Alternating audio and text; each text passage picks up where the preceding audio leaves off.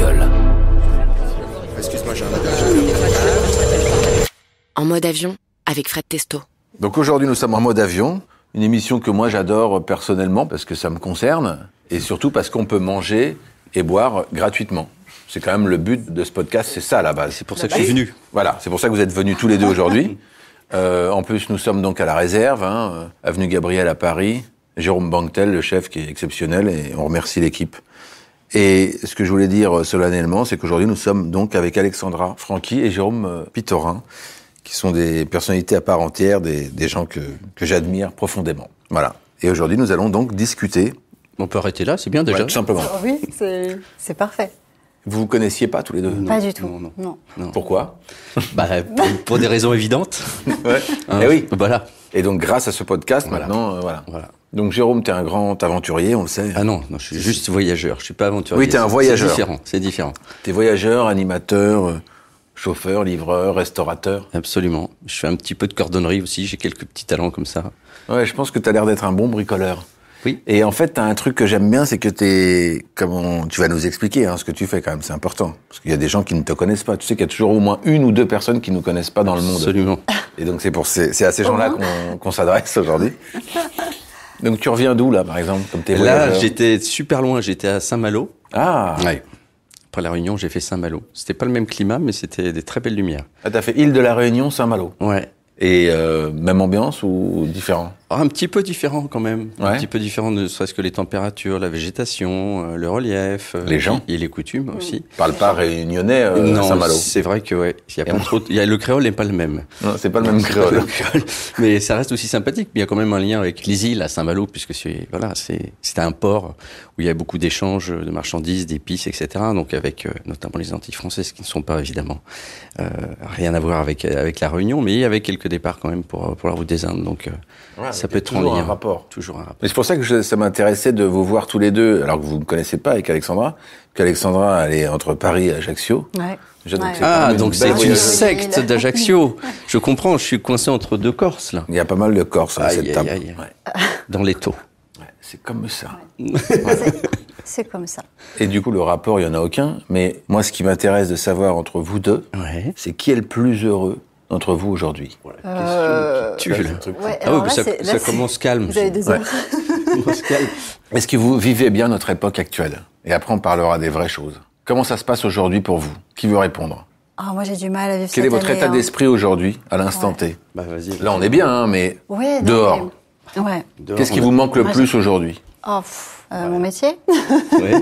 le Oui. spectacle. Ouais, ce qui me manque, moi, principalement, c'est mes amis. Parce que même ma famille proche, j'arrive à la voir quand même. Ma famille de Corse, c'est plus compliqué, mais voilà, ma famille de Corse, mes amis, là, c'est super compliqué. Ça devient compliqué. Voilà, parce que toi, tu es comédienne, auteur, compositeur, compositrice. Ouais, ouais. On dit tout en heure. Tu as tout en, Oui, c'est vrai, en ouais. masculin, mais en fait, Oui, on peut c'est- tout dire en féminin aujourd'hui, putain, surtout. mais Non, mais c'est important de se dire qu'aujourd'hui, c'est la, Ouais, c'est sympa. on a la culture qui nous manque, et en même temps, toi, en tant que voyageur, tu as réussi à bouger malgré tout ce qui s'est passé ou pas? Par rapport à ton émission et Bah, ce que tu fais. c'est-à-dire qu'on a été coincé quand même dès le premier confinement assez longuement. Ensuite, dès que ça s'est ouvert à nouveau, on a pu bouger, mais qu'en France, puisque les autres pays ne nous laissaient pas voyager, et qu'ensuite on a pu, à partir là, je suis parti à La Réunion, donc c'était mon premier voyage au lointain, il y a donc 1 mois et demi. Ça faisait plus de 6 mois qu'on n'avait pas bougé de France, quoi. Et là, je repars un peu plus loin, je vais en Tanzanie. Donc, on va commencer à pouvoir avoir accès à des parties du monde qui nous étaient pour le moment interdites.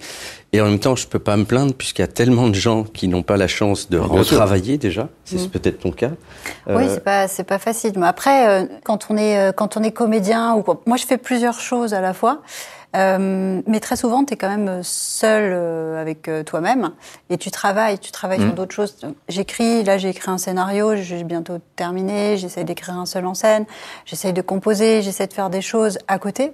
C'est pas toujours évident parce que en général, quand je fais ces choses-là à côté, c'est un peu en attendant un tournage. Mais là, ça a un goût un peu différent. C'est vraiment lié à 2020 où je suis beaucoup seule à travailler sur mes projets. Après, c'est pas plus mal parce que ça peut être une m'apprend. aide, en fait. Voilà, En fait, ouais. ça peut servir, nous, C'est ça. dans notre métier d'artiste. Ouais. Ouais, Parce que d'ailleurs, tu as fait un truc, tiens, c'est marrant, je pensais à ça déclencheurs. avant de venir, mais tu as fait un truc, parce que j'en ai fait aussi l'autre fois, une tape. Parce que comme on peut pas faire des castings Tout à fait. en direct avec les gens. Ils se Je vous font- sers un peu d'eau en même Merci. temps, hein, parce que ne croyez pas qu'on boit que de l'alcool dans ce podcast. On boit de l'eau fraîche. Oui. De bientôt peut-être un sponsor. Avis au sponsor en tout cas. Et on vous citera. Et oui, on fait des tapes, c'est-à-dire qu'on peut pas faire des castings en direct avec les gens. Non. Et donc on fait des trucs Tu fais ton chez soi. audition. On fait tu des te- trucs, on tu fait te des fais ça, self-tapes, quoi. Donc tu te filmes, on t'envoie la scène et tu te Présentation, filmes chez toi. Alors, Et ça, c'est exceptionnel, non? Alors c'est génial, mais c'est un double, pour moi, c'est un double tranchant. C'est super parce que je revisionne, je me dis bon alors c'est. Ouais, est-ce que ça vaut le coup? En fait, tu t'évalues toi. Tu Voilà. fais la prise que tu veux qui te plaît, mais Exactement. t'as pas forcément les directions du directeur de casting qui te dit Et oui. je la voudrais plus comme ci ou comme ça. Et oui. Et puis je sais pas si je suis particulièrement objective quand je oui. vois mon truc. Donc bon, alors c'est vrai que j'ai l'impression de rendre quelque chose. Je me dis bon là c'est bien, là je pense que c'est pas mal. Mais il n'y a pas la direction du directeur de casting, il y a pas le. Mais il y a encore des castings qui se font quand même. Mais c'est vrai que la première étape c'est quand même beaucoup le. Bah moi, j'avoue que, enfin, pardon, je te coupe, mais j'ai jamais aimé le principe du casting. Tu vois, moi, je trouve que le casting, ce qui est cool, c'est si tu rencontres les gens, tu bois un café, tu dis, bah voilà, moi, j'aime ça, tu te fais une idée. Sauf celui qui a peut-être rien fait, alors t'aurais besoin de voir si. Mais en théorie, on a presque tous fait déjà quelque chose quand tu viens à un casting. Ou en tout cas, un mini truc qui peut te donner le. Et je préfère les relations humaines. Mais du coup, là, il y a pas longtemps, on m'a envoyé un truc en me disant, tiens, si tu veux faire une tape, Tape, une à envoyer, on m'envoie la scène et tout, et moi c'était impossible. Donc déjà j'ai fait deux prises, enfin j'en ai pas fait que deux prises, mais j'ai fait deux modules, oui. deux prises de vue différentes dans ma salle de bain, une avec un truc un peu plus noir et blanc, un cadre différent, et j'étais obligé de mettre de la musique. Moi je peux pas envoyer un truc où t'as pas mis une musique derrière. Ah ouais. Ouais, pour moi c'est Donc comme t'as si on fait- était dans un film. T'as fait un court-métrage en Alors, j'ai en pas séquence, quoi. monté, Moi, j'hésite j'ai pas à fait faire gros ça. plan large et tout. Mais je me suis fait, mon petit court-métrage. Et évidemment, ma taille, mon poids, et que je faisais un enregistrement dans ma salle de bain. J'ai envie de faire une vanne. Parce qu'en fait, tu dis quelqu'un qui te connaît pas. Ce qui est possible. Enfin, comme je disais, il y a 2-3 personnes qui nous connaissent pas dans Ouais, le monde. bien sûr. A priori, d'après les sondages. Et le mec te connaît pas. Moi, j'ai envie qu'on me dise, ah tiens, il a mis une musique ou il a fait une vanne. Bah, c'est un peu mon état d'esprit. Un minimum. Pour celui qui te connaît pas. Ouais. Et après, tu balances tes trucs. Tu donnes plus d'indices sur toi Parce que et je qui trouve dépasse ça- le ouais. jeu lui-même, quoi. Et après, ce que dit Alexandra, ce qui est marrant, c'est que t'envoies ton truc en disant, bah, moi, je pense que j'étais pas mal, là. Ouais. Et ce qui est drôle, c'est que moi, je pense, d'ailleurs, là, c'est ce qui va se passer. En tout cas, j'ai pas de retour. Je vous le dirai, en tout cas. Ah bah oui. Mais c'est que, bon, on me dit, bah non, moi, en tout cas, sur ce rôle-là, ça m'intéressait pas d'avoir ce type, quoi. En tout cas, ça correspond pas au rôle. Donc, c'est de la merde. Oui, Alors, évidemment, en fait, attention. voilà. Quand t'es dans l'attente du coup de fil, dans l'attente de réponse, souvent, en fait, il y a tellement de choses qui font que t'as pas un casting. C'est pas que t'as foiré ton casting, je pense pas. C'est que. Non, c'est que tu ne tu vois, corresponds pas non plus. Ouais, voilà. T'arrives avec une T'as proposition. pas donné le en truc, plus, en voilà. général. T'arrives avec quelque chose et t'as pas donné Ça ce veut pas que dire la que personne. ça veut pas dire que tu sais pas le jouer, ça. Ça veut dire que la personne qu'on verrait jouer ça est moins toi qu'une autre. Ouais. Moi, ça m'est arrivé d'un truc que j'ai fait, et le réalisateur, j'ai dit, bah moi, il m'a dit pourquoi je devrais te prendre toi plus qu'un autre. Je dis, bah écoute, parce que moi j'adore, et en tout cas, tout ce que je sais, c'est que c'est un truc que j'ai jamais fait. Je sais pas si je vais y arriver, mais j'ai trop envie de le faire. Et après, ça s'est très bien passé ce qu'on a fait ensemble. Et il m'a dit, putain, moi, ce qui m'a séduit, en fait, c'est que toi, t'as dit, je sais pas si je vais y arriver, mais j'ai trop envie de le faire parce que Ouais, c'est c'est un le challenge. projet pour moi. Et d'ailleurs, comment ça s'est passé pour toi, pour l'emprise? Parce que c'est quand même un contre-emploi complet. Ouais. Et tu n'avais pas vraiment fait ce registre auparavant, pour pas que je sache. Ouais, non, c'est la Comment première t'as fois. fait un casting là-dessus? Comment les gens ont On projeté m'avait ça sur toi? proposé, ouais. C'est la directrice des programmes TF1 à l'époque, Marie Guillaumont, qui Ah oui, est que je productrice maintenant, Marie, Oui. et qui avait proposé mon nom. Et, D'accord, ok. et ils se sont dit, bah ouais. C'est vrai que quand tu lis ça, tu dis, j'ai pas trop envie de regarder des vidéos sur des gens, sur les violences conjugales, tellement c'est horrible et tout. Et puis au final, non, c'était le bon moment, en fait, pour le faire. Parce que je pense qu'à un autre moment, je l'aurais pas fait parce que j'aurais eu trop peur. C'est tellement horrible, en fait, de faire ça que j'étais plus dans la comédie, dans le drame. C'est ça, ouais. Et en fait, c'était super parce que depuis ce moment-là, c'est vrai que tu te dis, bah tiens, tu peux montrer une autre Ah corde. oui, voilà, t'as ouvert le spectre. En fait, Voilà. C'est ça qui est super intéressant. Et en plus, il y a un retentissement associatif et tout, Ouais. parce que malheureusement, c'est un problème qui existe autour de nous et qui continue d'exister. Ouais, tu disais, c'est intéressant, Alexandra, mais en même temps, c'est très difficile pour vous parce que vous avez toujours forcément ou ce que vous avez fait ou cette étiquette qui est collée, et on va souvent rechercher les gens pour les mêmes emplois ou les mêmes rôles. Ouais. Donc il faut quand même trouver les personnes qui vont te donner confiance, te faire confiance, pardon, et t'arriver à te donner la possibilité de pousser une autre porte, quoi. C'est ça qui est compliqué aussi. C'est dans plus cette difficile en ce métier, c'est qu'on nous fasse confiance, en fait, je pense, au départ. Et là, typiquement, sur l'emprise, ouais, c'était une confiance qu'on t'a donné à ce c'est génial moment-là. de quelqu'un qui est vu avant toi, en l'occurrence Marie Guillaumont, qui s'est dit tiens, il pourrait faire ça, et je pense qu'il en est capable, et qui a vu avant toi, devant ses... C'est incroyable parce que, C'est-à-dire qu'il pourra jouer un truc dramatique. Et je la remercie encore, à chaque fois que je la vois, je lui dis, parce que c'est vrai qu'il y a un avant, un après.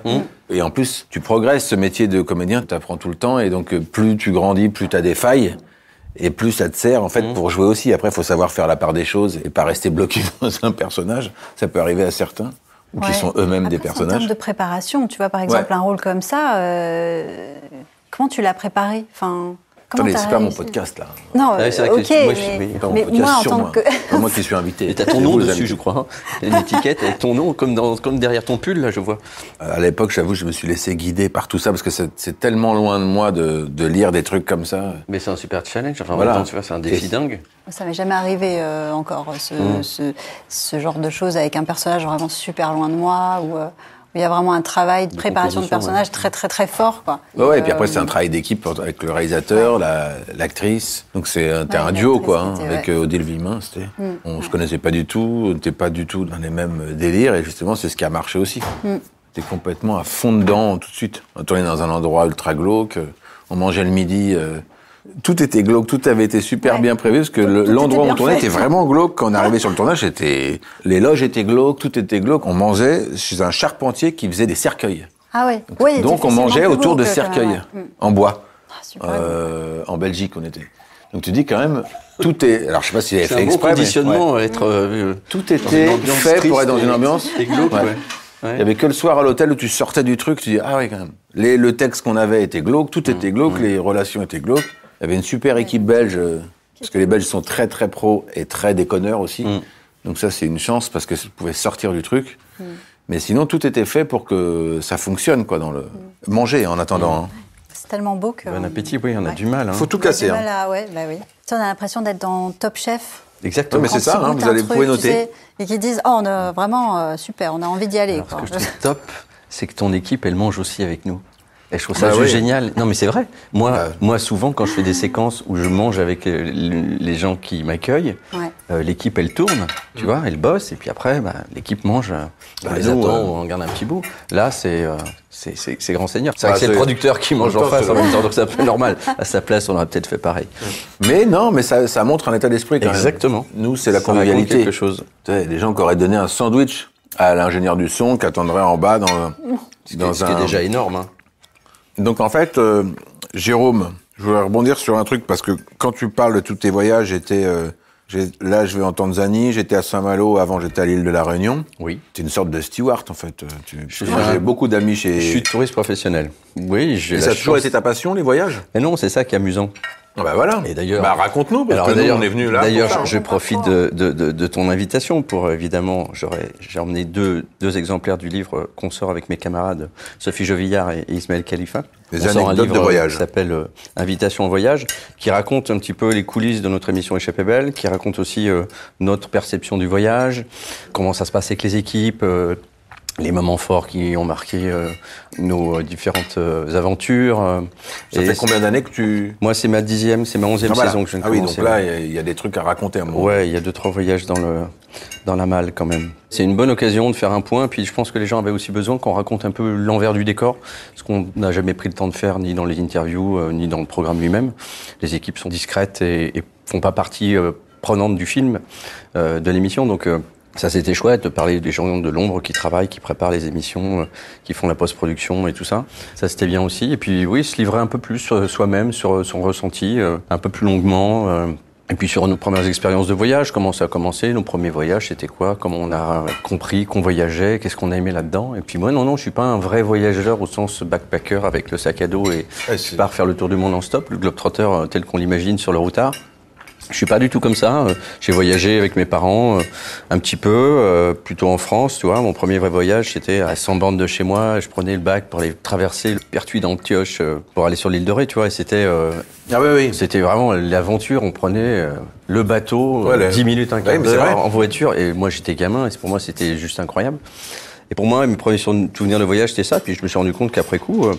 Je disais, non, moi, j'ai jamais vraiment voyagé, mais je pense que voyager, c'est ne serait-ce qu'aller à 100 km de chez soi. Déjà, c'est un voyage, c'est changer d'environnement.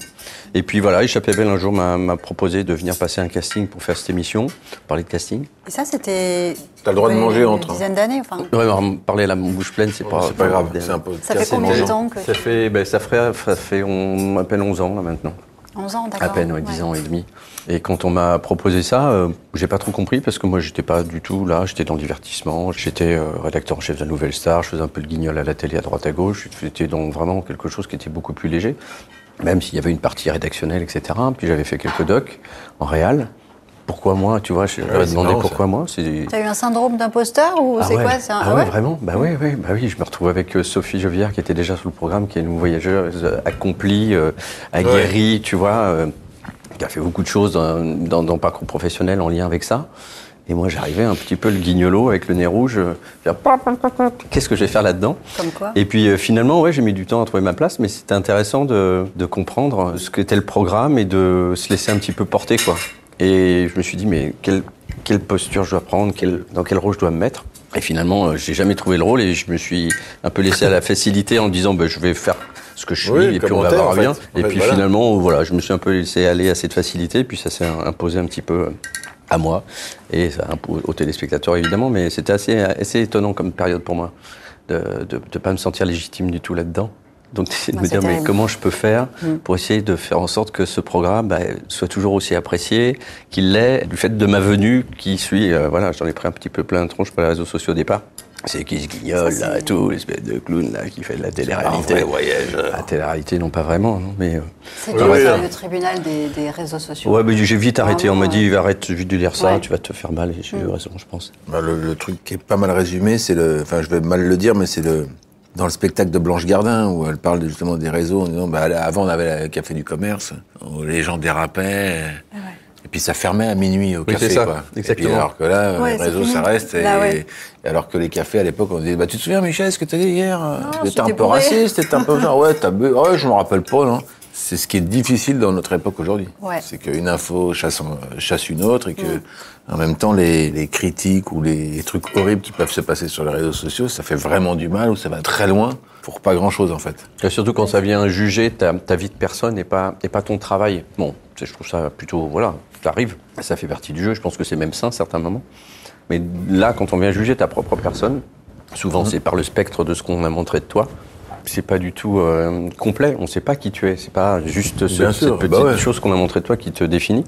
Et ça peut faire vachement de mal. Je trouve qu'il y a plein de gens qui peuvent souffrir et avoir des conséquences psychologiques surtout là, dans les jeunes générations qui ne vivent que et à travers ces réseaux sociaux. Ils peuvent vraiment prendre des grandes claques, quoi. Ça peut être violent. Mais après, quand t'es une génération qui a connu ça, moi, on est une génération... Oui, toi, t'es né en 83, tu nous as dit ? Ouais, mais moi, si tu veux... Enfin, t'as même pas vu la Coupe du Monde en Espagne. Tu n'as pas le droit de boire Alors d'alcool. moi, j'ai un problème parce qu'il y a des choses que j'ai loupées. Ouais, mais il y a des choses que j'ai pas encore connues non plus. Ouais, oui, forcément. Mais bien sûr. Je suis pas la génération du tout des réseaux sociaux non plus. T'es l'entre-deux, en fait, toi. Moi, la génération entre-deux. Voilà. C'est assez encore pire, même. J'ai eu mon premier portable Ola Itineris à 17 ans. C'est un peu bizarre parce que voilà, je suis entre deux. Mais d'un côté, j'utilise pas les réseaux sociaux comme le font la génération réseaux sociaux, tu vois. C'est-à-dire que t'en as certains, ils sont super jeunes, ils vont faire des vidéos, ils vont se mettre vraiment en avant sur des trucs, mais tu te rends compte que c'est pas le bon truc, tu vois. Ils ont pas conscience parfois de ce qu'ils dévoilent ou de ce qu'ils font ou de ce qu'ils disent et ça part après dans des trucs. Moi, l'impression que j'ai, c'est qu'en fait, des médias, enfin, comme tu dis, moi, je suis né dans les années 70 à peu près, et au milieu, c'est que t'as théâtre, télé, radio, musique. Et après, réseaux sociaux. Et en fait, il y a toute une culture qui s'est créée avec des gens, et comme s'il y avait une génération qui était arrivée après. Moi, c'est l'impression que j'ai un peu en ce moment. Ils savent pas qu'il y a eu Bob Marley, qu'il y a eu Coluche, par exemple, ou Pierre Desproges, etc., ou plein de choses. Et en fait, comme si on redémarrait. Donc aujourd'hui, par exemple, des sketchs. Tu dis, t'as des gens qui ont fait, les nuls, je sais pas, les inconnus. Coluche, Desproges, il y a des trucs qui ont existé, des sketchs, de l'humour, des choses qui ont été écrites, qui ont été filmées. Et c'est comme si on avait mis les réseaux sociaux et d'un coup, on redémarrait, tiens, l'humour. Alors, l'humour, on redémarre l'humour, j'ai jeté une assiette là, par terre. Putain, c'est drôle. Ouais. Putain, oui, on n'a jamais rien vu.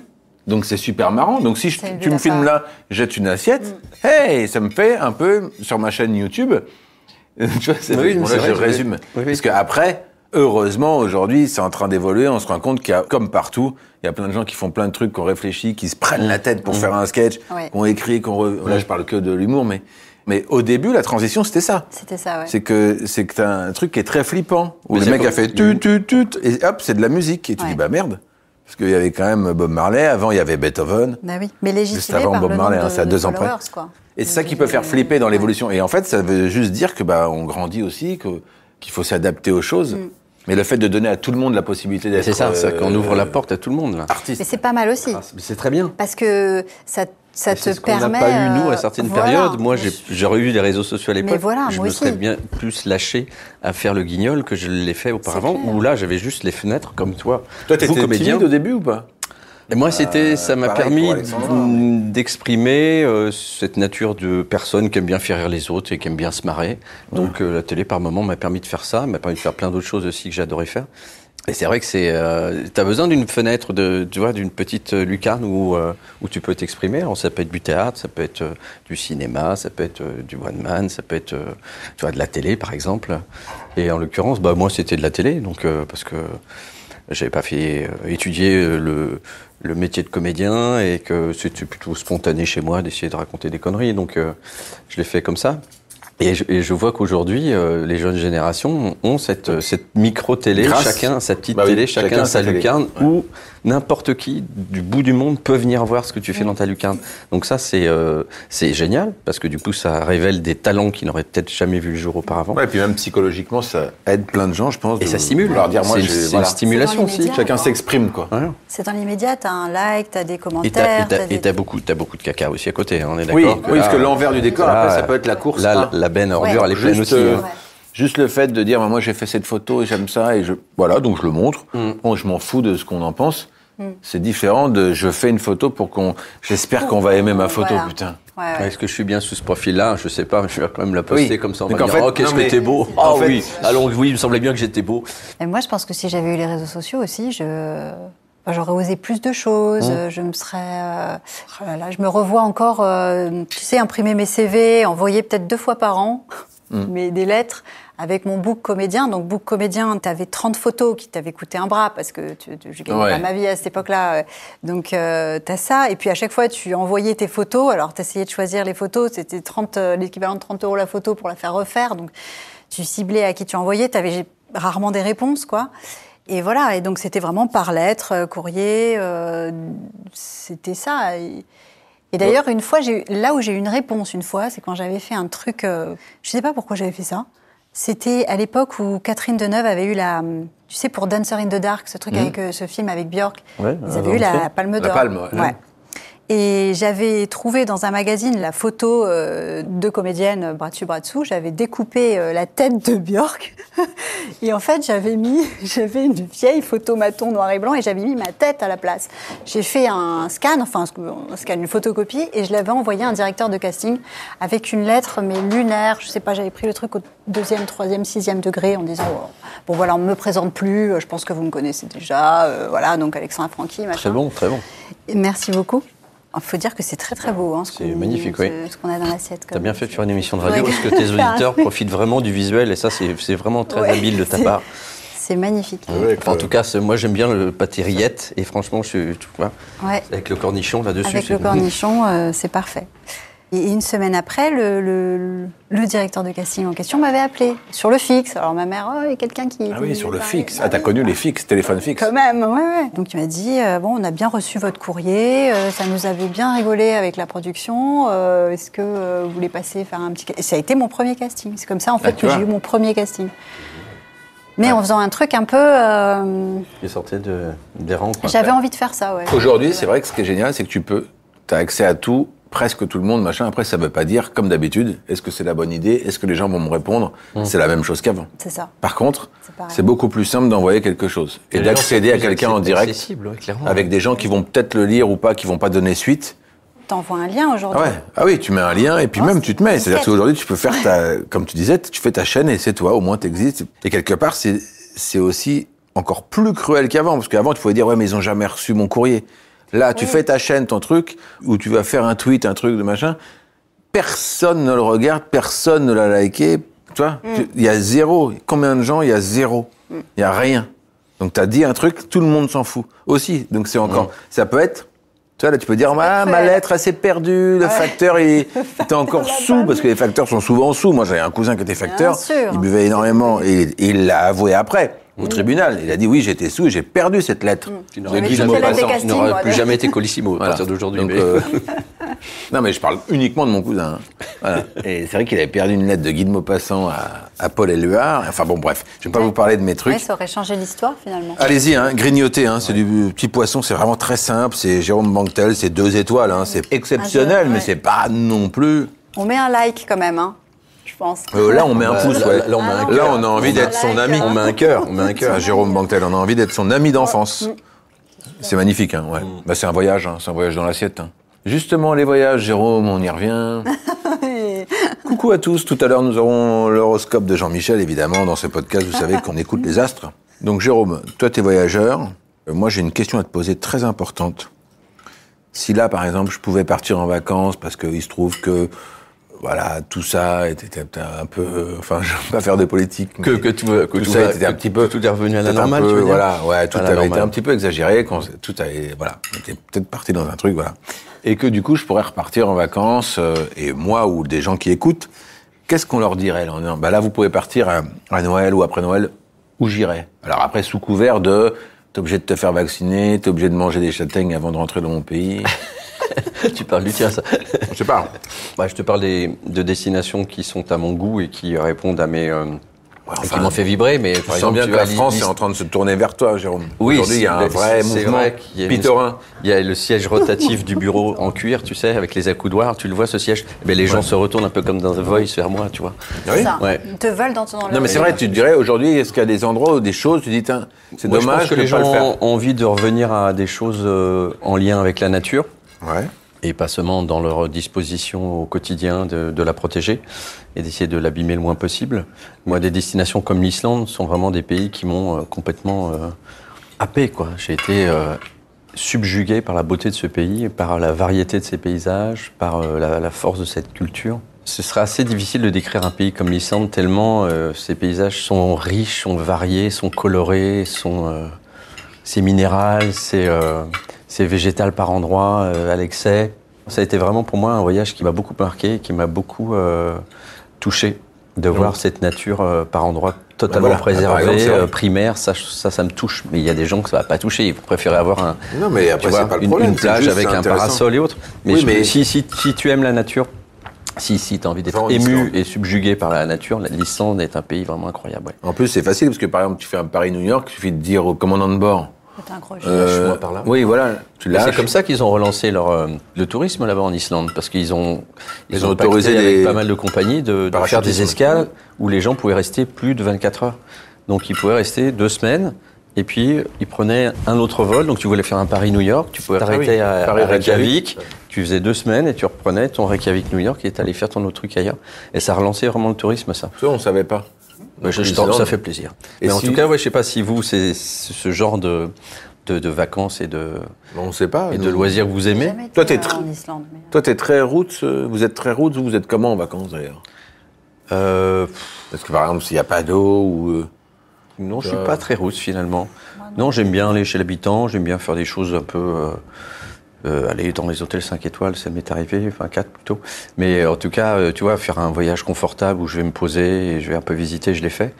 Maintenant, je serais plus sur quelque chose d'itinérant, tu vois, de partir. J'ai fait avec mes gosses en Irlande, on était partis un été, 2 semaines et demie, en bagnole, on s'arrêtait tous les 2 jours, on bougeait. Et je serais plutôt sur des vacances comme ça, tu vois, qui ressemblent un peu à nos tournages finalement, et qui permettent de voir plus de pays et de pas se poser, quoi, d'être toujours dans le mouvement. Je trouve que c'est ça qui m'intéresse maintenant. Parce que là, pour aller en Islande en bagnole, alors là, au niveau de la route, alors ça existait avant, parce qu'avant la dérive des continents, j'en ai déjà parlé. Parce que moi, tu étais déjà né, toi, à l'époque. Tectonique des plaques. Oui, avant la faille de San Andreas, t'étais né, toi. Moi, je suis géologue à la base de ma formation. Et c'est vrai que du coup, avant la dérive des continents, tu pouvais aller en Islande en 20 minutes. Donc non, je voulais rebondir. Là, en Islande, très bien. Moi, donc, j'ai pris note parce que moi, j'aime beaucoup ce que tu fais, Jérôme. Je te le dis, voilà, j'ai pas peur de te le dire. Ça peut choquer les gens. Hein. Ça peut surprendre, sur les réseaux sociaux, ça peut surprendre.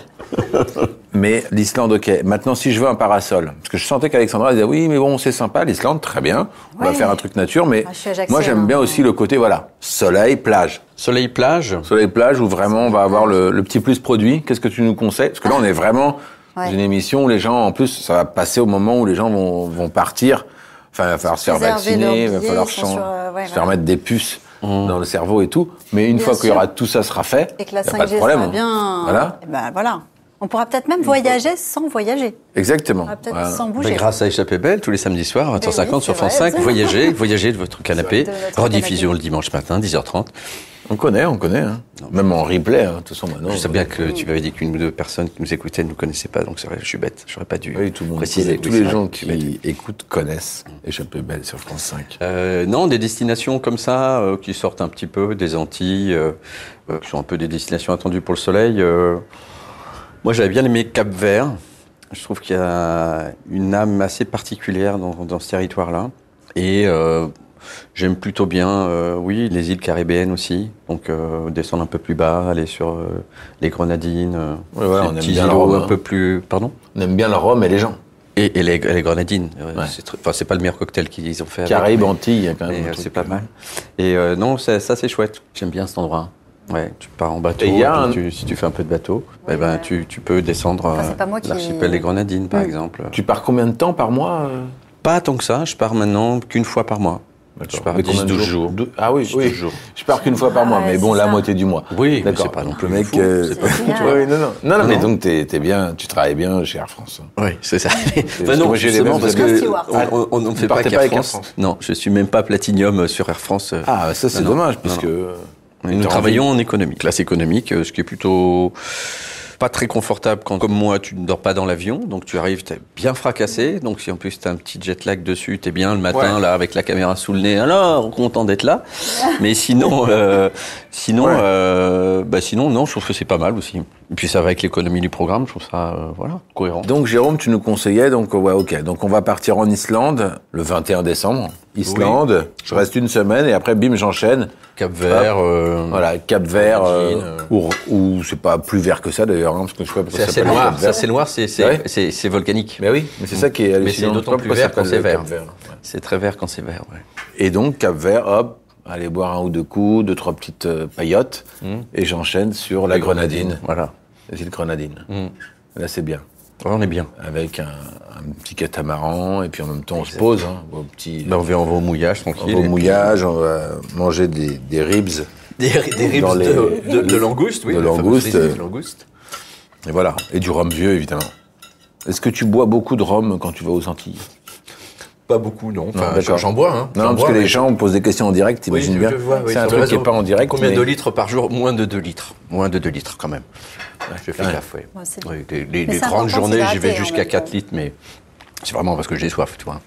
Donc tu parles la moitié du mois, hein, c'est assez impressionnant quand même. C'est génial. Bah, oui, je sais pas, non. Ça, Non mais est-ce que super. donc, en fait c'est un peu comme nous avec Alexandrin, on fait un peu le même Quand vous métier. tournez, vous pouvez être un mois et demi finalement, sur le parce pont qu'on est aussi, en vous. fiction. Non mais c'est intéressant de se poser cette question de est-ce que finalement on n'a pas besoin nous pour être bien dans la vie d'être en dehors du temps. D'être dans un rythme vois qui n'est pas du oui, lundi c'est au un vrai vendredi. vrai. Et en même temps, tu dis quand tu as du temps de te dire tiens le mardi je pourrais faire tel ou tel truc, tu vois. De pas avoir un boulot fixe. Ah ben ça, même moi, c'est... Je pense qu'on a besoin de ça. Je serais plus capable. Enfin, je sais pas si vous êtes Moi j'ai pareil. des amis qui ont un boulot fixe, qui sont très bien aussi parce qu'ils ont besoin de ça. Exactement. Et qui vont être en vacances et dire attends une semaine de vacances c'est cool mais après ils ont besoin d'avoir du Ouais, ouais. Et puis tu peux comme eux par exemple. avoir Sur, été comme ça. Enfin, moi, je suis de formation juridique. Ah bah ça y est, les dossiers commencent. Au bout de 2 verres de vin, on commence à savoir. des choses. Ah, c'est pas joli, joli, hein. Oui, voilà. Tu donc, devais être juriste ou tu devais être avocate? Ouais, juriste. Alors, j'ai fait mes études de droit donc à Paris. Et puis après, j'ai commencé en tant qu'éditrice dans une boîte d'édition juridique, donc édition d'Allo, ceux qui font les codes rouges. ça. Ah bah oui. Très bien. Et puis après, je suis rentrée dans des grandes enseignes en tant que juriste. Et ma principal métier, c'était la négociation des baux commerciaux. Donc c'était l'expansion en fait d'une marque et l'ouverture de leur magasin, de la négociation jusqu'à la signature du bail et l'ouverture du magasin. Et ça au bout d'un moment, ça t'a... Ouais, En fait, au fond de toi, tu voulais être comédienne? Moi, j'ai toujours voulu faire ce métier. Donc j'ai toujours pas pris osé. J'ai pas trop osé au début. J'ai pris des cours de théâtre, j'ai fait un peu les cours Simon, j'ai fait un atelier avec Fanny Vallon, et là je fais des trainings, des coachings à l'Actors Factory, c'est un studio d'acteurs. Donc je continue quand même des formations, je pense que c'est hyper important. Et voilà, mais je pense que j'ai pas sauté le cap tout de suite. Il y avait un truc, je sais pas, soit il y avait de la timidité, soit il y avait... Alors je faisais des petits spectacles, des petites choses moi-même, comme ça. Et puis il y a quelques années, je me suis réveillée, je pense, je sais pas, j'ai pris une sorte de... voilà, je me suis dit que là j'étais en train de me mentir et qu'il fallait que je fasse quand même quelque chose. Alors quoi que ce soit, mais en tout cas, donc j'ai essayé... J'ai composé un peu, je me suis tournée un peu vers la musique, j'ai fait des spectacles aussi, des petits seuls en scène à droite à gauche, des lectures. Tu as fait plein de trucs. Des petites choses comme ça, ouais.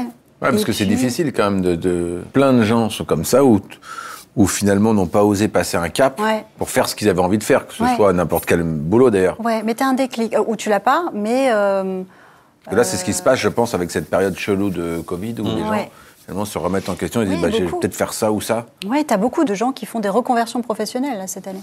Je dis, finalement, il y a toujours un mal pour un bien dans quelque chose. Mais il faut savoir l'interpréter, c'est ça qui est super dur.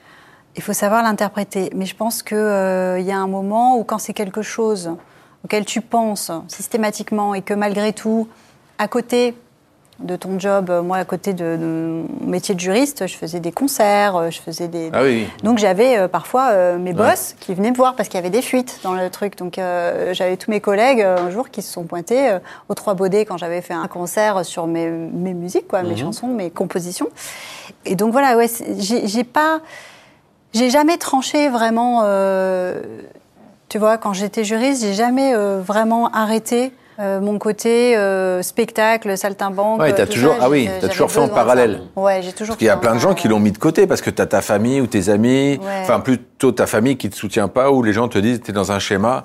Alors il faut un job pour payer ton loyer et puis pour manger. Et c'est pour ça que. Donc on ne donne pas la possibilité de. Non. Toi, t'as été soutenu, on t'a cru en toi ou derrière ou. Non, pas forcément, tu sais pas. Ou c'est toi-même qui t'es dit... Tu étais déjà autonome, donc tu pouvais choisir justement de continuer ou pas, quoi. Oui, mais malgré tout, je pense que la vie, c'était une époque aussi où, je sais pas, je devais avoir... 11 ans. Ouais, ah bon, 22, oui, quand même, 23, donc t'es déjà indépendante. Après mes études, quoi. Je pense que j'avais besoin, à cette époque-là, j'avais besoin de soutien. Et malgré tout, quand tu dis, bon bah voilà, moi je voudrais tout arrêter, je veux faire comédien, je veux faire ça, j'ai un spectacle en tête, je vais essayer de taper à la porte des théâtres pour le faire, ça fait peur. Enfin, je peux comprendre, hein, je suis... bien sûr. Peur aux parents, parce que, mais attends, t'as des diplômes, tu es fiché jusqu'à maintenant pour faire des trucs. Ou le fameux garde ça en loisir aussi qui marche. Oui, voilà, garde-le en loisir, et puis finalement... Ouais, ça c'est très bien, le garder ça en loisir. Ouais. Mais le problème, c'est qu'il y a eu un moment où... Où toi, c'était le besoin, quoi. C'était trop. C'est ce qui te faisait vibrer, ça, c'est tout. Ouais, et puis tu te dis, bon, bah voilà, enfin, je sais pas, hein, à ce qui paraît, on n'a qu'une vie, donc... ou alors ça, c'est vachement des on-dit. Parce que moi, je discute beaucoup avec Elon Musk et tous les gars de la Silicon Valley, et de Google et compagnie, et eux, ils veulent qu'on vive jusqu'à 650 ans. Eux, de toute façon, ils sont milliardaires. Donc ils se disent, merde, je suis milliardaire, donc j'ai 300 bateaux, je peux mettre des capsules de cosmonautes, je fais ce que je veux. Je peux manger 600 fois du caviar dans la même journée, mais de toute façon, j'ai plus faim. Je peux me faire auto-maigrir par un mécanisme l'an prochain avec des gens derrière qui me pompent le bide. Enfin bon, bref, tout est possible. Sauf que, je vis que 100 ans maximum aujourd'hui, on peut dire. Ouais. Et encore, vraiment, si j'ai de la chance. Donc eux, ça leur convient pas du tout. T'imagines tout ce que je pourrais faire, ce qui va se passer dans 150 ans. Ils ont des prévisions. Il faut leur donner du temps pour dépenser cet argent. Ils ont des prévisions à 200 ans. Ils n'ont pas vécu pendant 40-50 balais, et maintenant ils ont envie d'en profiter. Moi, j'adore ça.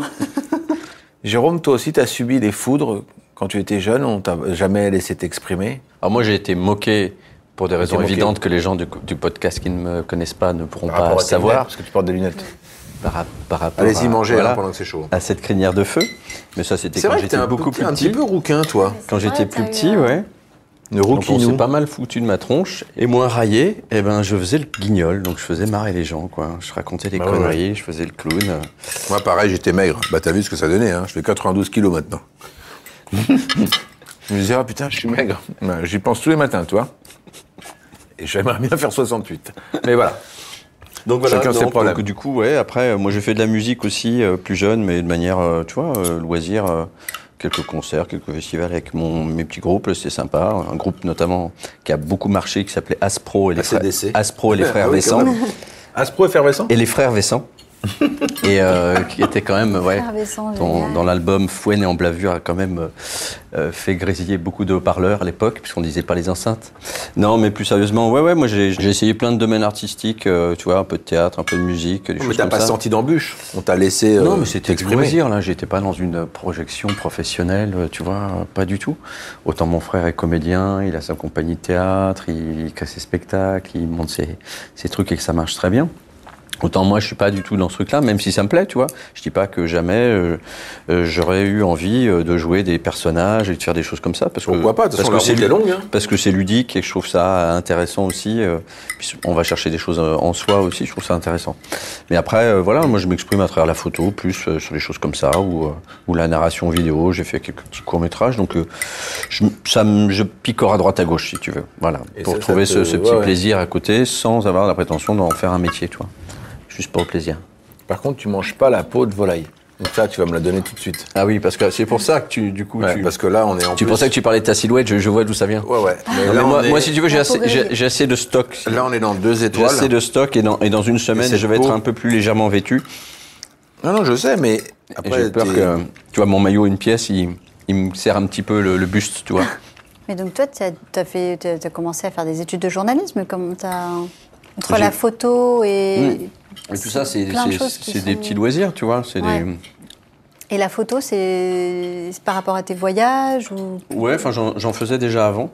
Tu sais, quand tu sens que tu as une espèce de fibre artistique, je veux pas que ça fasse prétentieux, mais je veux dire, quand tu sens que tu as quelque chose où tu as besoin d'exprimer par un moyen Ouais, bah déjà, artistique, c'est ça, quel c'est qu'il un soit, besoin de s'exprimer, eh ben, tout simplement. que tu te dis, bah, la musique, j'ai besoin plutôt d'être plusieurs, puis j'ai jamais appris la musique, je suis autodidacte, donc c'est pas là-dessus que je vais tabler sur, je sais pas, du théâtre pour le peu que j'ai fait ou des choses comme ça. Tu trouves à un moment donné un moyen d'exprimer quelque chose de ta sensibilité. Et moi, ça a été la photo. Et donc, c'est à travers ça, parce que c'est facile, tu es tout seul. Et puis, bah, tu t'exprimes quand tu veux, puis tu peux y mettre pleinement ton regard à 100%. C'est rapide, c'est assez spontané, donc ça me plaît, quoi.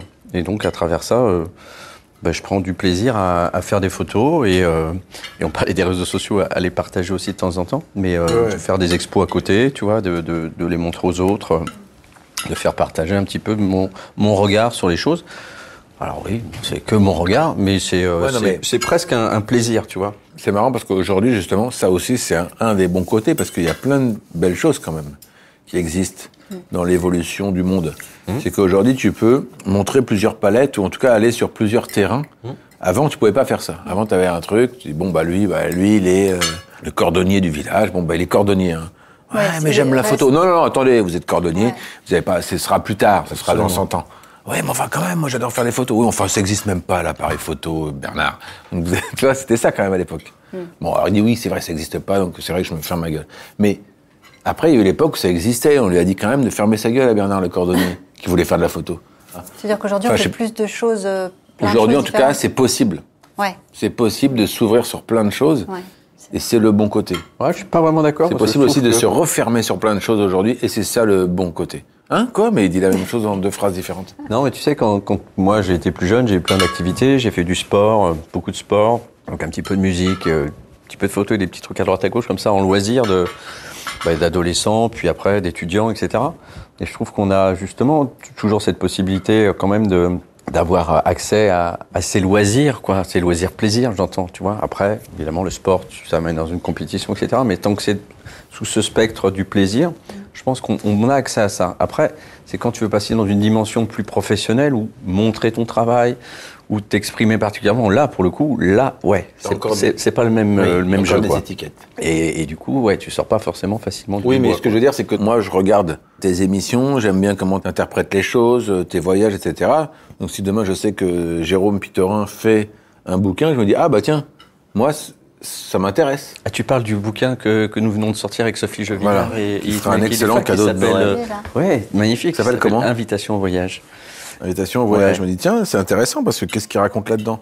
Si demain tu fais de l'accordéon, je me dis, attends, c'est cool, il joue de l'accordéon par rapport Non, à tu ses diras voyages. jamais cette phrase. C'est Ouais, cool, c'est il joue vrai, de l'accordéon, tu diras jamais t'es mytho, là. Non, en fait, je mens. Ouais, j'ai menti. J'avoue, j'ai menti, en fait. En fait, je pense pas à ça. Je pense que j'ai complètement dérapé à un moment du podcast où c'est vrai. Et toi, d'ailleurs, Fred, quels sont tes centres d'intérêt en dehors de ton métier, de faire rire et de faire des podcasts Moi, j'avoue que j'ai toujours aimé être là, tu vois, comme on est là. Ah ça, oui. voilà. C'est vrai que t'aimes pas trop parler de toi, donc c'est pour ça. Non, mais moi, c'est ça, ma vie, c'est de rigoler, de passer du bon moment, de rencontrer des gens. Non, mais tu pourrais avoir, tu vois, une activité à côté, je sais pas, tu pourrais fabriquer des planches, tu vois, faire des cadres pour les photos, tu pourrais faire de la cuisine indienne, qu'est-ce que peinture tu pourrais aimer la mosaïque, par exemple, Ouais, ou être passionné par les descentes de lit. En même temps, je vais te donner des idées. Je sais pas, enfin, non, il n'y a pas de truc. Pas de sport, pas de... Si, moi, j'ai toujours aimé jouer au foot comme ça. Tu vois. J'aime aussi tous les nouveaux... j'ai une vraie passion pour les nouvelles choses qui peuvent être inventées, en fait. Ça me passionne. Les inventions. Voilà. J'ai toujours aimé les inventions. Alors moi, il y a un truc qui me fascine, c'est le mec qui invente. Ouais. À chaque fois, je me dis, mais... Parce que parfois, c'est des choses un peu simples. Enfin, un peu simples. Je veux dire, tu vois, des trucs du quotidien. Ça me dit, Le Concorde, à la base, c'était très simple. c'était- Non, mais tu sais, dans ce C'est salon... un oiseau à qui avec on a mis des réacteurs. Ouais, non, mais enfin, un c'est truc rien de comme plus ça, simple. voilà. Un aigle à qui t'as mis des réacteurs d'avion. Excuse-moi, déjà, le pauvre aigle, le pauvre animal. Non, mais je pense, par exemple, même les applis. Tu parles des applis, Non, mais par exemple. j'ai Je un dis, mais truc c'est pour pas rebondir vrai, là-dessus, par exemple. J'aurais pu le faire, j'aurais pu y penser, en fait. On n'est pas là pour faire de la pub ou quoi, mais pour le coup, là, ça vaut le coup. C'est Too Good To Go. Il y a des gens qui ont inventé le fait de dire, Super. on va arrêter de gaspiller, on va demander aux magasins, aux restaurants, aux boulangeries, aux commerces, de tout ce qu'ils veulent jeter le soir. Ouais. Alors, vous n'allez Il y pas aura le jeter, quelqu'un pour récupérer. et on va faire s'inscrire des gens, et vous allez pouvoir acheter 3 parts de pizza à 3 € au lieu de 14. Si vous la récupérez ce soir à 19h, inscrivez-vous. Donc, Eh oui. ça, c'est fou. Tu vois, comme il y a une application qui s'appelle Loop, par exemple, il te livre et tu n'as plus aucun déchet. C'est-à-dire que tout est livré par quelqu'un. Ta bouteille d'eau, elle est en verre, elle sera recyclée. Ah oui. Tes haricots, ils seront dans une boîte en acier que tu rendras, qui vont nettoyer, stériliser. Et moi, tout ça, en fait, c'est un truc qui me fascine et que je kiffe, où je me dis, putain, on est dans une époque... Et encore, on en est très loin, parce que hier, j'ai vu un reportage sur un mec qui disait, putain, on est obligé de jeter ça.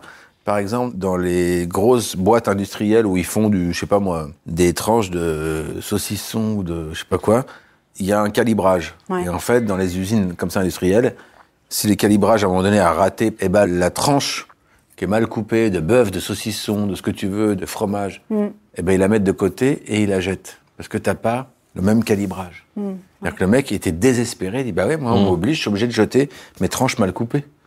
Mais fait une marque qui s'appelle Tranche mal coupée, et on le vend. Tranche mal coupée, C'est ce qu'ont fait beaucoup des agriculteurs par rapport aux grandes surfaces, c'est exactement ça. Bien sûr. Calibrage de taille, de forme, de tout. Non, mais ce qui est horrible, c'est de dire qu'on le jette, quoi. Ouais. On peut pas, aujourd'hui, on peut plus, ça.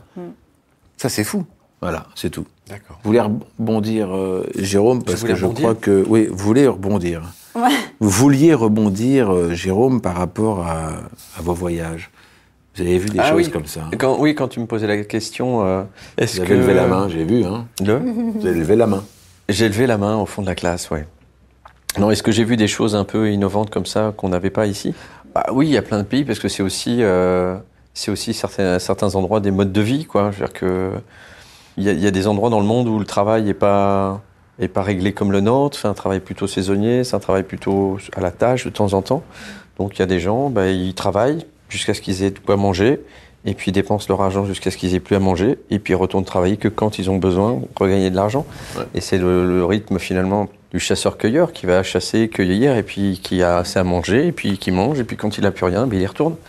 Et ça, c'est vraiment des modes de vie qui ne sont pas dans tous les pays du monde, évidemment, mais il y a certaines régions, que ce soit en Afrique et en Amérique latine également, tu peux retrouver des endroits comme ça où les gens reviennent à l'essence même qui est de « je vis ». Mais pour vivre, je dois me nourrir. Et puis après, tout ce qui se passe autour, c'est du bonus. Et j'ai pas besoin de travailler impérativement. Ou alors, je n'en ai pas la possibilité non plus. Parce que, évidemment, le travail n'est pas donné à tout le monde. Donc ça, c'est intéressant. Donc tu parlais des innovations. Je me souviens quand j'étais allé au Kenya, que tous les gens là-bas, à l'époque, il n'y avait pas encore le développement de ça encore en France, utilisent, nous ici on utilise Lydia, ou tu vois, ces applications où tu passes de l'argent virtuellement comme ça d'un téléphone à un autre. Et là-bas, ils réglaient tout là-bas. Tous les gens payaient au marché 2 patates, clac, 2 machins et tout. Et du coup, parce qu'il y avait tellement de corruption à une certaine période, qu'ils se sont dit, moins l'argent circulera, moins il y aura de corruption, et plus ça va venir endiguer tout ça. Et je trouvais ça, d'une part, le postulat de départ était juste génial, et en plus, la praticité pour ces gens était top, parce que, alors, en effet, bon, c'est la technologie, on se met 2 téléphones l'un sur l'autre pour se passer de l'argent, mais c'est comme si on s'est donné de la main à la main, donc le processus n'ôte pas le rapport à l'autre, quoi, tu vois, du commerçant au client. Et je trouvais ça super malin. Et puis j'ai vu qu'après, peut-être que c'était déjà le cas, mais pas connu, des applis comme Lydia ou autres, il y en a plein d'autres. Et les banques font ça, je crois, maintenant aussi. Et je me dis, bah ouais, c'est du bon sens, quoi. Bon sens. Et toi, tu es en train d'écrire en ce moment, tu disais, Alexandra ? Ouais. Alors moi, j'écris je devais terminer, mais ça, c'est le problème. C'est que j'ai terminé un scénario que j'ai écrit. Alors, c'est un court-métrage. Et j'ai eu la chance de le faire relire par un réalisateur avec qui j'ai travaillé. Parce que c'est un exercice tout nouveau pour moi. Je me suis aperçue à quel point c'était compliqué. C'est la première fois que j'écris un scénario et rien que dans la forme, au départ, ça partait dans tous les sens. Donc là, j'avais ma deadline de le terminer. Donc je me laisse encore jusqu'à cette semaine. Matin. Tu veux jouer dedans, tu réalises ou... Je peux pas jouer dedans, il n'y a pas de rôle pour moi. Non. Je réaliserai. J'aimerais réaliser. Ouais. Génial. Je n'ai jamais fait ça, mais c'est quelque chose que j'ai toujours voulu toucher. Et puis parfois, dans tes rencontres, tu travailles avec des gens, donc en tant que comédien, tu travailles avec des réalisateurs et tu apprécies tellement leur travail. Et tu te dis, putain, mais ce qu'ils font, c'est tellement génial. J'aimerais vraiment, ça te donne envie. En fait, c'est comme une inspiration. Tu vois, tu as vraiment envie toi aussi, d'essayer Bon, après, moi, j'avais un sujet en particulier, j'avais envie de le raconter, donc... Bah déjà, c'est bien. Déjà, tout est dit. C'est ça. Tu avais envie de raconter une histoire. Ouais. J'avais vraiment envie de parler de ça. Et ce qu'il y a, c'est que pour m'essayer à l'écriture, j'ai vraiment choisi le format du court-métrage parce que c'était impossible pour moi de faire plus. Donc ça a été quand même assez difficile parce que le court-métrage... alors je lui ai fait relire une première fois. Ce qu'il me disait, c'est que voilà, il y avait des choses à couper, il y avait des choses à... Mais là, j'arrive au bout, donc je suis plutôt contente. Et voilà, donc ça sera ce que ça sera et ça vaudra ce que ça vaudra, mais je suis contente d'avoir terminé ça. Et à côté, alors là, j'ai vraiment pas fini, mais j'essaye d'écrire mon seul en scène. Ouais. Il sera de quel ordre ? Plutôt théâtral, plutôt dans l'humour ? Alors plutôt dans l'humour parce que là-dessus c'est plus ce que j'aime faire.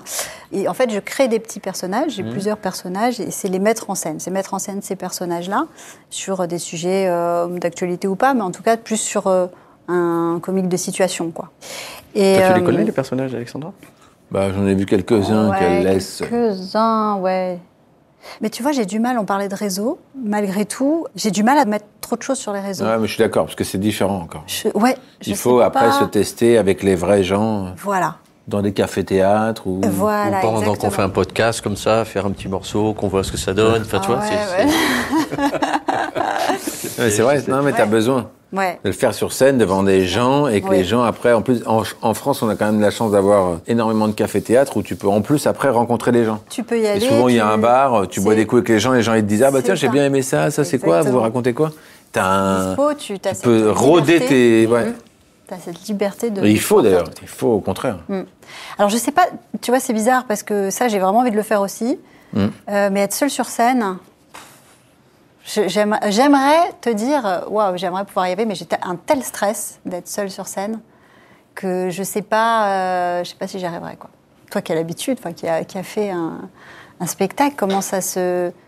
Après, je pense qu'il faut trouver le... Enfin, moi déjà, j'ai été jamais seul, une amie, Billy, qui bossait avec moi, qui faisait d'ailleurs une petite vanne dans le spectacle à la fin, mais qui était là. Si jamais tu as un problème avec ton texte, et qui est toujours à gauche, derrière, caché derrière les rideaux. Donc je pense qu'il faut se prévoir un truc comme ça déjà, avoir toujours quelqu'un. Oui, qui a ce regard-là. C'est dans la mise en scène, c'est dans... Et après, dans la mise en scène, trouver le fait que tu sois tranquille. Parce qu'après, tu as quand même... Les gens, ils sont vraiment avec toi, quoi. Donc ils suivent vraiment ton truc, donc... C'est ça qui est compliqué, c'est d'être seul sur ton ton projet, tu vois. Et en même temps, Wow. les gens qui sont venus te voir sont venus te voir toi. Oui, Ils ont envie de te voir. Donc il y a presque une bienveillance de départ. c'est Pour vrai, une grande c'est partie, vrai. à mon avis. On a tendance à oublier parce qu'on a le stress qui te... Puis ils ont envie de se marrer s'ils Ouais, viennent te voir. c'est Donc vrai. c'est déjà presque la moitié du chemin de fait. C'est quoi. la moitié du... Alors c'est pas... Oui, voilà, c'est pas tant être seul sur scène. Ça, je l'ai déjà fait, mais pas sur mes textes. Donc forcément... Oui, après ça, vois. Ouais. Mais là, c'est toi qui as écrit. Après, il y a aussi le fait que il y a plein de gens dans les cafés-théâtres, justement, où quand tu vas te rôder ton spectacle, où tu sais pas encore, tu cherches des choses, tu vas trouver des trucs en impro. Tu trouves beaucoup de choses en impro, Ouais. enfin moi je trouve. Hein. Oui, Quand absolument. tu te laisses libre, c'est que brute t'as de des ça. gens... Ouais, voilà, t'as un truc. Toi, t'es doué pour ça. Donc, Non, mais t'as un truc où moi j'y crois, ça. Vraiment que tu vas m'avais trouver dit un truc que quand ton t'es bien. spectacle, au départ, t'avais 4 phrases, je crois, de spectacle. Puis après, tout ça, le reste, c'était que n'importe quoi. C'est fort, quoi. Vous êtes peu à pouvoir faire C'est ça. vrai qu'il y avait En 4-5 Europe, vous phrases. étiez le deuxième, je crois, à pouvoir faire ça. Moi, j'étais le deuxième en Europe. Non, mais après, ce qu'il faut, c'est que, je pense, hein, ce n'est que mon avis, mais il faut se laisser aller rôder ces textes dans des endroits où les cafés-théâtres donnent un... Il y a plein de gens qui viennent découvrir des choses et qui s'inscrivent, qui vont pas voir un tel ou un tel. En carte Ouais. blanche, un peu. Ouais, voilà. C'est ça. Là, tu pars de là, tu as déjà d'autres idées, tu pars déjà sur d'autres choses. Et, Mais après, par rapport aux inquiétudes ou aux choses, il faut se mettre des pare-feux, tu vois, tout de suite en disant, en exprimant en fait tes problèmes, si t'en as. De dire, Ah oui, je pense d'accord. que ça aide de dire, Ouais. moi, j'ai vraiment envie de faire un spectacle tout seul, mais vous imaginez, je suis toute seule là, devant des gens que je connais même pas. Tu vois, je pense qu'il faut Ah oui, tu veux l'exprimer. je pense qu'il faut l'exprimer si c'est un problème, hein. Et ça aide énormément. Ouais, parfois tu mets juste le mot sur le truc, sur ta peur ou sur ce que tu appréhendes. Bah moi, le spectacle que j'ai fait, je parlais à mon régisseur et du coup, j'ai écrit par rapport à ça avec ma pote avec qui j'ai bossé. J'écrivais par rapport à mon régisseur qui avait des problèmes qui perturbaient mon spectacle. T'as des problèmes perso, mais moi, là, t'es en train de me gâcher mon boulot, quoi. C'était ça le postulat. Et après, je parlais du métier de comédien et tout. C'est pour ça que je l'appelais presque seul, parce que Je me souviens. il y avait ce Je suis problème. venu te voir. Ah oui, oui. Je pense qu'il faut pas s'interdire des choses. Ouais. Mais si au début c'est un peu le blocage ou un stress, Ouais. faut dire ce qui nous stresse. Et puis après, ça partira. Hein. Au début, j'avais vu beaucoup de trucs comme ça. Et j'allais chercher une échelle, j'allais chercher un truc, et c'est pas possible. Et mon amie Brigitte, avec qui j'ai coécrit, me dit bah, attends, bon, ok, je te connais. Elle a l'habitude. Elle dit bon, c'est bon, t'as fini ton truc d'aller parler à quelqu'un d'autre, tu vas parler aux gens, tu vois. Ouais, ouais. Parce que Donc c'est on va ça réduire, et en c'est fait, ça c'est qui vrai. c'était cette confrontation Ouais, à c'était ce un peu la public, peur là. de Donc tout de tu suite parlais à te quelqu'un que lancer. tu connaissais, qui était finalement un personnage annexe du spectacle, sur lequel tu t'appuyais Finalement, pour il y pas a un vrai avoir fil parler rouge. tout de suite. Voilà. Ouais, mais il y a un vrai fil rouge au final dans ce Bien spectacle, sûr, mais bien sûr. qui a Tu été sais où tu édulcoré, amènes parce qu'au le début, il y truc. avait beaucoup, je m'adressais beaucoup à cette personne en dehors, ce régisseur insupportable qui avait des problèmes, mais au final, on a enlevé, quoi, énormément. Mais, comme quoi, ça aide, dans tout le rodage et tout, pour toi, être très à l'aise. Et demain, je pense que si je faisais un deuxième spectacle, j'irais directement en m'adressant aux gens. Oui, parce que c'est ton travail, c'est toi qui... Parce que quand t'es seul sur scène, mais que c'est une interprétation, c'est toi qui travailles un texte, c'est toi qui, tu vois, tu reprends le truc de quelqu'un d'autre. Mais là, t'as aussi Ouais. toute l'appréhension de est-ce que j'ai écrit, ça va fonctionner, est-ce que ça là, je suis pas sûre, et puis bon... Mais en plus, au théâtre, t'as vraiment la réaction instantanée que t'as pas, Puis aller chercher le rire, dans les c'est le fictions. plus dur, quoi, tu vois. Trouver l'attention des gens, ça c'est jouable, mais aller provoquer le rire et faire en sorte que là, tu sais que celle-ci, elle marche, Ouais. cette vanne, cette punchline, elle marche, et d'un seul coup, ça tombe à plat, tu dis, putain, ça doit Ouais, être pourquoi super difficile à vivre. Ça doit arriver, hein, forcément, Non, qu'elle ne bah, marche pas tous les jours, Bien sûr. Ah oui, non. et au même Il y en a qui endroit. marchent, il y en a qui Et du marchent coup, pas, ça je doit pense être que très c'est- déstabilisant, ça. Moi, je me souviens d'une date à Grenoble, encore en rodage, où à 18h, c'était horrible. Je sais pas qui étaient ces gens qui étaient venus. 18h, c'était le public. Donc à 18h, tu dis, donc à 19h30, fin du spectacle, tu dis, bon, bah, on arrête. On se dit avec Billy, avec qui je travaillais, et qui était la fille de mon autre ami metteuse en scène et co-auteur. Et on se dit, bon, c'est bon, c'est fini. Là, c'est le jour où t'arrêtes ce métier. Et à 21h, je fais la deuxième séance. Et donc à 22h30, une heure et demie après, Et je là, dis, un mais carton. c'est génial. Carton. T'imagines, tu passes de... C'est-à-dire qu'à 18h, t'es une merde, et à 22h30, t'es un génie. Qu'est-ce Donc qui c'est se pas passe vrai. entre les deux D'ailleurs, j'en parlais dans mon spectacle, tu n'es ni un génie, ni une merde. Faut juste faire la part des choses. Je sais plus la phrase que j'avais dans le spectacle, mais j'expliquais ça. Puis il faut sans cesse se remettre en question, quoi, parce que sinon, tu n'avances même pas. Il y a plusieurs choses. Il y a beaucoup d'observations aussi. Il faut... Je sais pas, c'est vraiment très...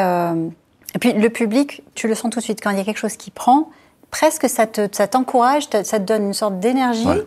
Et puis au bout d'un moment, tu te dis, non mais là, je suis trop bien. Ça y est, ça démarre, ça prend, ça... Après, ce qu'il y a, c'est que tous les soirs, c'est jamais le même spectacle, c'est différent selon les gens, en fait. C'est jamais gagné, en fait. Moi, ça fait peur, c'est vrai.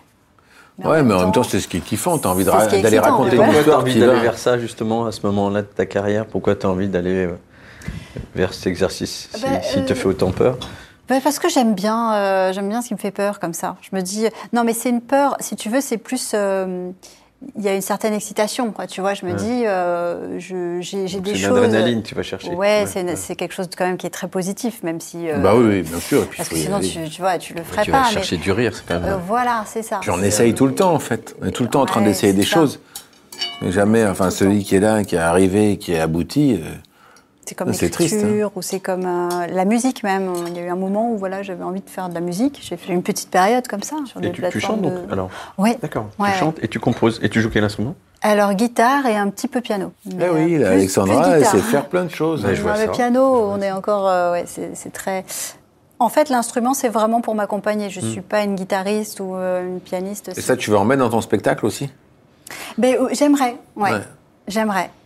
Mais pareil, en tournant un peu Fais-toi plaisir, quoi, au Ouais. contraire.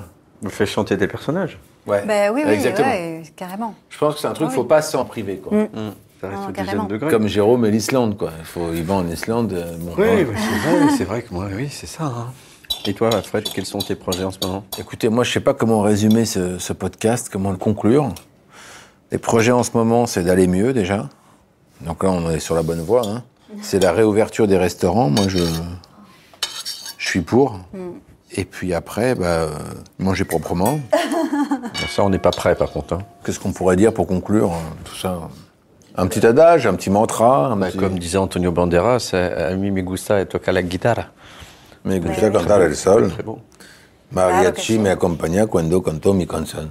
Donc moi j'aime jouer de la guitare, j'aime chanter le soleil. Les mariachis m'accompagnent quand je chante ma chanson. Donc ça, tu penses que ça c'est l'adage de 2021, Jérôme Pietrin? Non, de la fin de ce podcast, peut-être plus, mais... Non, tu vas nous sortir un vrai truc que tu as vécu, je sais pas où, au Zimbabwe ou à Punta del Este. Qu'est-ce que je peux te sortir? Je sais que t'as très peu raconté l'anecdote parce que tu veux que tout le monde achète ton livre. Ah non, non. Ce qui est normal. pas du tout. Si, Notre tu livre. sais, Notre livre. moi-même j'ai sorti un livre l'année Qui dernière. fait d'ailleurs un magnifique cadeau de Noël, sous un sapin, ça qui est fait- de c'est très bonne vraiment- qualité, c'est avec vrai. des Ça très fait belles plaisir. photos, vraiment bien illustrées, quelques pans de nos voyages racontés comme ça, avec le Des cœur. anecdotes. Des anecdotes, exactement, les galères et les beaux moments.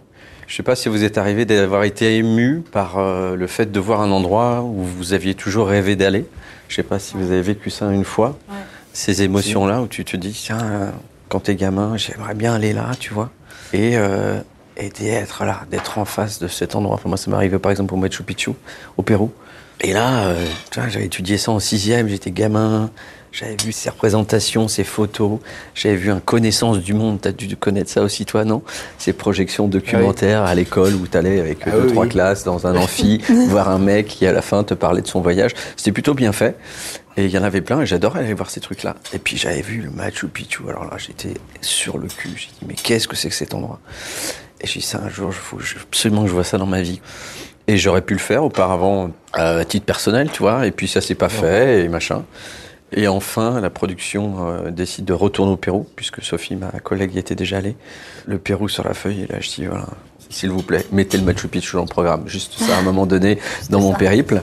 Et puis le Titicaca aussi. Et puis finalement, c'était au programme, et on devait monter avec un bus pour rejoindre le truc. Et puis moi, j'avais pas envie qu'on fasse ça. Enfin, c'était tellement touriste pimpin. J'ai dit non, on va essayer de prendre ce qu'on appelle le chemin de l'Inca. C'est la fin du chemin de l'Inca. C'est des escaliers de... Toute l'équipe a dit ouais, bon, d'accord. Et puis une fois sur place, mais on en a chié parce que les marches, elles font 40 cm de haut, qu'elles sont pas régulières. Tu montes pendant 1h30, t'arrives, t'as presque déjà plus envie d'y aller. J'exagère. Et l'équipe m'a évidemment pourri à juste titre puisque je les avais emmenés dans cette galère. Mais je voulais qu'on fasse un effort pour arriver comme si c'était un Graal, tu vois, c'est d'arriver. Ah, on l'a mérité, quoi. Ah oui. Et finalement, bon, le truc était un peu cassé au départ parce qu'il y avait plein de touristes, il y avait la queue et tout ça. Finalement, on arrive, on rentre dans ce lieu incroyable. Et là, wow, je m'attendais pas à ça, une espèce d'émotion, les larmes qui montent, les frissons, un truc, tu sais, très étrange. Je pensais que ça allait me plaire, tu vois, ça allait venir nourrir une attente, mais alors là, de là me sentir happé par l'émotion, je me suis dit, c'est incroyable ce truc-là. Donc j'étais là comme un contrat de me tourner pour pas que la caméra me filme, en train d'avoir comme un gamin qui pleure, d'avoir vu une idole ou je ne sais qui, tu vois. Et c'était assez beau ce moment-là. Je sais pas si vous avez eu l'occasion de vivre ça un jour dans votre vie, mais si vous avez un endroit dans le monde, ou en France d'ailleurs, où vous voulez aller et que vous voulez absolument voir, bah vivez ça parce que c'est beau. Mais non, ce qu'on se dit toujours ça, là, faut qu'il y aille, faut qu'on y aille, faut qu'on y aille. Mais ouais, mais vas-y quoi, fais-le. Et je dis ça, je suis le premier à pas l'avoir fait avant, tu vois, donc je suis pas un bon exemple. J'aimerais aller à Jérusalem. Ah oui. C'est vraiment mon... Et je n'ai jamais été encore, mais j'irai. Je pense que je serais capable d'avoir cette émotion-là, oui, clairement.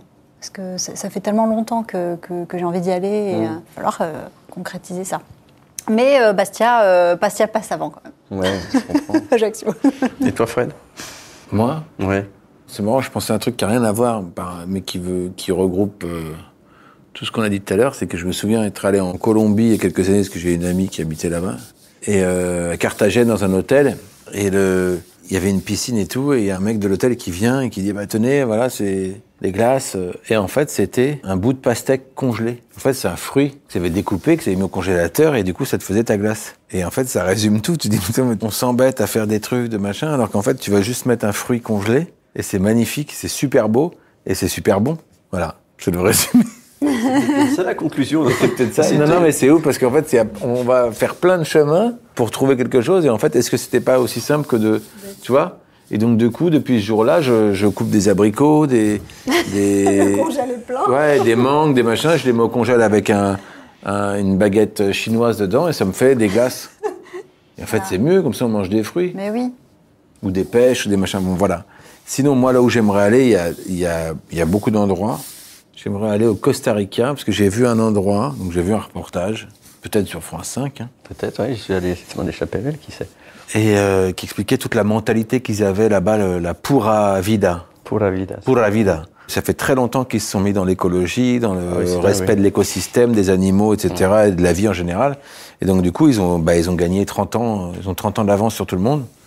Et j'aimerais vraiment aller là-bas pour vivre ça. Parce que je pense qu'ils sont très en avance sur la nature et tout ce qu'on aime, en fait. Oui, c'est très, très protégé. Je crois que plus des 2 tiers du pays est protégé. Ouais, les animaux, et la faune, la flore, et la mentalité des gens. Et donc ça, c'est vraiment un voyage que j'aimerais faire. Jérusalem, Costa Rica. Et moi, j'avais un rêve quand j'étais gamin. Il y avait le Machu Picchu qui était en premier lieu, mais il y avait aussi le fait de faire les 7 merveilles du monde. Donc, il y a des endroits que j'ai pas pu faire, mais tu vois, j'ai pas vu les pyramides encore. Ah voilà. Ça me plairait, tu vois. Moi, le patrimoine naturel, mais le patrimoine aussi architectural, ça peut être le Taj Mahal, Machu Picchu en faisait partie, les pyramides. Ça, c'est des endroits qui me plaisent, parce qu'en plus, il y a une connotation religieuse, souvent mystique en tout cas. Et je trouve que c'est des lieux qui sont habités, qui sont chargés de quelque chose qui se ressent. Voilà, peut-être que je fais des films dans ma tête. En tout cas, moi, je les ressens. Et les gorges du Verdon, évidemment, hein, parce qu'on dit toujours oui. mais n'oublions pas qu'il y a les gorges du Verdon. Ouais. Et je parle pas de la Corse, que c'est pas la peine de Non, mais la Corse, on est laisser au-dessus. la Corse tranquille. Là, oui. La Corse. Pas la peine d'encourager les gens à venir. C'est quoi, la Corse? C'est un petit endroit secret. Je connais. Je suis désolé, je connais pas les départements d'outre-mer. Donc je suis désolé. C'est un secret de garde. Je plaisante, évidemment. Évidemment, je plaisante, ce sera coupé. Mes amis corses. Oui. Donc, qu'est-ce qu'on finit sur un adage, une phrase, un truc qu'on aime bien, un je mot, ne sais pas. C'est vous le maître de cérémonie. Faut pas vendre la peau de l'ours avant de l'avoir tué ou. Les voyages forment la jeunesse. Hein. Les voyages forment la jeunesse. Jérôme, très bien. Alexandra. Pas difficile. Non, moi, j'ai une phrase, mais c'est très très simple. C'est une phrase, comme disait ma grand-mère, pour tout ce qui est projet, qu'il soit des voyages ou quel que soit le projet. Elle me disait toujours, n'aie pas peur, parce que ce que tu as dans ta tête, personne ne peut te le sortir. Donc, en fait, c'est tout bête, mais tu as une idée en tête, fonce. Va voir le Machu Picchu. C'est bien. Et moi, j'ai un ami qui me dit tout le temps, et c'est tout simple, mais en fait, tout est dit là-dedans. Là, c'est pas une connerie, en plus. Je vois ton petit œil frisé. J'ai pensé à ça, et qui dit tout le temps, à bientôt. Ah ouais. Et en fait, le à bientôt, il veut dire beaucoup de choses parce que, non mais ça paraît très simple, très con comme ça. En fait, c'est à bientôt, ça veut dire que, voilà. On va se revoir. Exactement. Merci, Fred. Merci, Fred.